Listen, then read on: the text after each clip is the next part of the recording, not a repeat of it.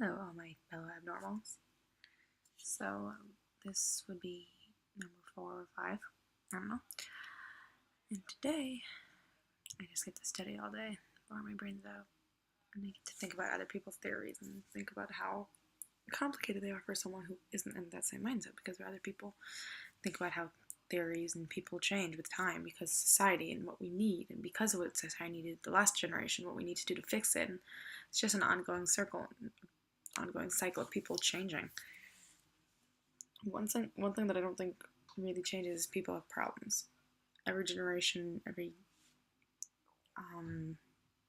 year, society has their own problems, but they all have problems. I guess that's where psychologists fit in, which I'm supposed to be doing eventually, I guess. But society has problems, people have problems, we all have problems. The question is how much you allow them to affect your life. And once you realize and recognize that you have a problem. So first up would be recognizing you have a problem. And honestly, it's not like there are certain problems that are never actually solved throughout life. They're just ongoing. But at the same time, it's a good thing because it's an ongoing challenge to better yourself and to locate that problem, define it, and decide that it doesn't define you. And do everything possible to make sure that you get to stay in control of who you are, and your problem or problems aren't what define you. The fact that you're trying to fix them, that's what defines you. The fact that it's important for you to become a better person through no matter what you're going through. That's what's more important about you. Because there are people who give in and turn into their flaws. Allow their flaws to become their entire personality, and at some point they never come out.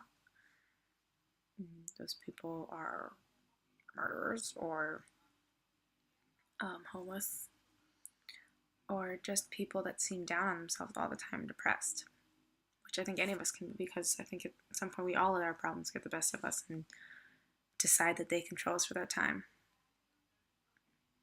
Insecurities and flaws, it's just part of who we are. It's what makes us human, and yet we still try to do everything to make it seem like we're not human and that we have to be perfect, ideal.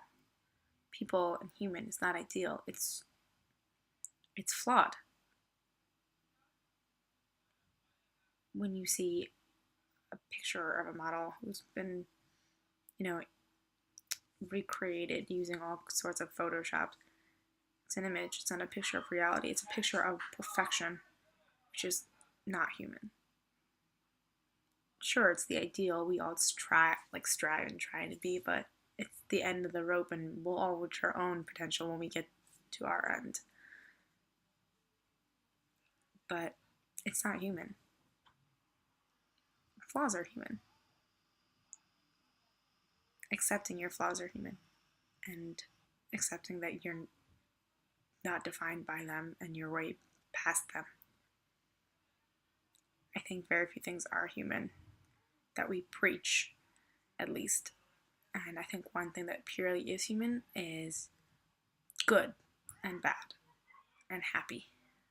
Those are things that we get to define for themselves. So they're not only human, but they're also personalized.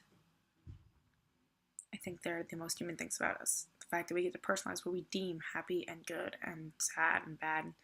These are things that we get to define.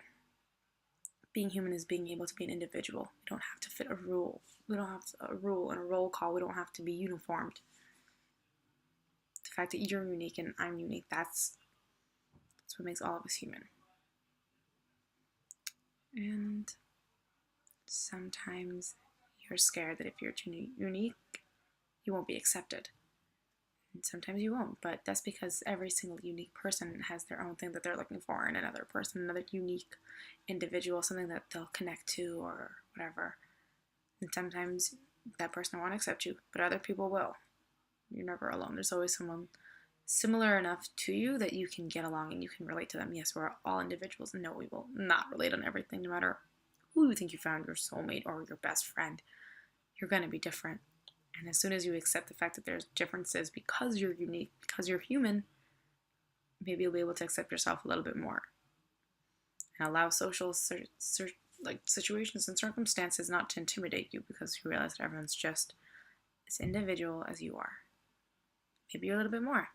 If it's too much for you, then maybe they're not for you, but I very highly doubt that they're too different from you that you can find a way to connect with them, because they're all different and we're all divided into so many different traits when it comes down to it that you should be able to connect with them on something.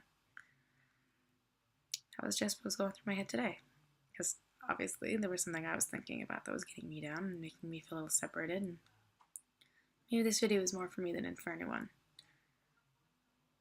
Maybe I need to tell myself sometimes that it's okay to be different and it's okay to feel different. And if that makes me feel insecure being around people, then I have to get over that, because isolation to me is the worst punishment. Anyways, bye.